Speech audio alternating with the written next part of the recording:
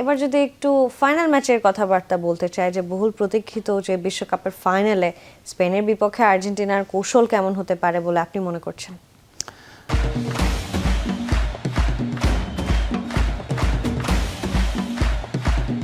আসলে টেকটিক্যাল ব্যাটেলটা খুব ইন্টারেস্টিং হবে। আমরা জানি যে দুই গরু শিষ্যের লড়াই।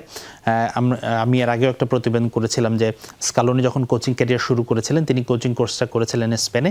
সেই সময় স্প্যানিশ ফুটবল ফেডারেশন কোচের ট্রেনার হিসেবে ছিলেন দে লা ফুয়েন্তে, যিনি এখন স্পেনের কোচ। তো স্কালোনির কোচিং ক্যারিয়ারের ট্রেনিংটা শুরু হয়েছিল কিন্তু সেই দে লা ফুয়েন্তের অধীনে। আমরা একটা ছবি দেখাতে চাই। এই ছবিটা আক্ষরিক একটা ছবি, যে দুই মাস্টার ট্যাকটিশিয়ানসের আসলে লড়াই হবে। আমার পেছনে দেখছেন যে সম্ভাব্য 11 দুই পাশে দুজনই আছে, এবং এটা কিন্তু তারা একটা দল যখন ফিক্সড 11 নিয়ে নামবে, কিন্তু তারা ম্যাচের প্রতি মুহূর্তে আসলে সেটা চেঞ্জ হবে, আক্রমণে চেঞ্জ হবে, ডিফেন্সের সময় চেঞ্জ হবে। তো এটা ইম্পর্টেন্ট। এরপরে আমাদের একটা ছবি আছে, সেটা যদি আমরা দর্শকদের দেখাই, দেখে আসলে ট্যাকটিক্স দুই দল অনেকাংশে মিল আছে। দুই দলই কিন্তু পজিশন নির্ভর ফুটবল খেলতে পারবে। তারা দ্রুত বল নিজেদের কাছ থেকে পাস করার চেষ্টা করবে, প্রতিপক্ষের আক্রমণ ডেরায় যাওয়ার চেষ্টা করবে। এখন আমি এই জায়গায় একটা ছবি দেখেছি, এটা স্পেনের ম্যাচের একটা ছবি, স্পেন বেলজিয়াম ম্যাচের ছবি। ছবিগুলো দেখুন, যেই সার্কেল করা ফুটবলারগুলো আছে তারা হচ্ছে স্পেনের ফুটবলার।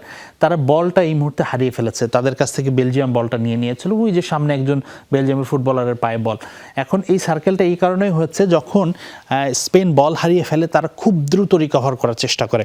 এভারেজ তারা 6 সেকেন্ডের মধ্যে খুব দ্রুত প্রেস করে থাকে, এবং এর মধ্যে যদি তারা বল নিতে না পারে সেক্ষেত্রে আবার তারা পুরনো পজিশনে ফিরে যায়। কিন্তু প্রথম 6 সেকেন্ডটা থাকে, তখন তারা সর্বোচ্চ স্পিড, অ্যাজিলিটি সবাই একসঙ্গে কম্বাইন্ড হয়ে আসলে বলটা রিকভার করার চেষ্টা করে। এবং ফিফার যে তথ্য আছে সেখানে বলা হচ্ছে অ্যাভারেজ 10 সেকেন্ডের কাছাকাছি সময় বল হারানোর পরবর্তীতেই স্পেন সেটা দখল করে নিয়েছে, অর্থাৎ নিজেদের হাফে নিয়ে নিয়েছে। এটা যেহেতু সময় লেগেছে, অনেক সময় ব্যর্থ হয়েছে, অ্যাভারেজটা বেশি হয়েছে, কিন্তু ম্যাক্সিমাম তারা 6 সেকেন্ডের মধ্যেই নিয়ে নিয়েছে। এবং সেম ট্যাকটিক্স কিন্তু আর্জেন্টিনারও। আপনি যারা আর্জেন্টিনার খেলা ফলো করে থাকেন, দুই দলেরই ট্যাকটিক্স একটাই, যে তারা বল যখন হারিয়ে ফেলবে তারা অফ দ্য বল বেশি কমফোর্টেবল না, দ্রুতই বলটা নিয়ে নেওয়ার চেষ্টা করবে।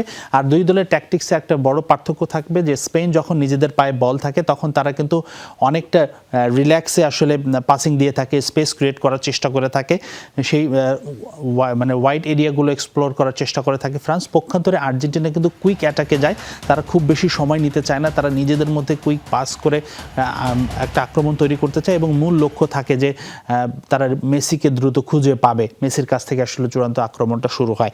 তো এটাই ছিল প্রধান ট্যাকটিক্স। আরও অনেক ট্যাকটিক্স ডিটেল থাকবে, আমরা দর্শকদের নিশ্চয়ই সেগুলো আমাদের প্রতিবেদনে দর্শকদের জানানোর চেষ্টা করব, দুই দলের ডিটেল ট্যাকটিক্সের বিষয়গুলো আলোচনা করার জন্য।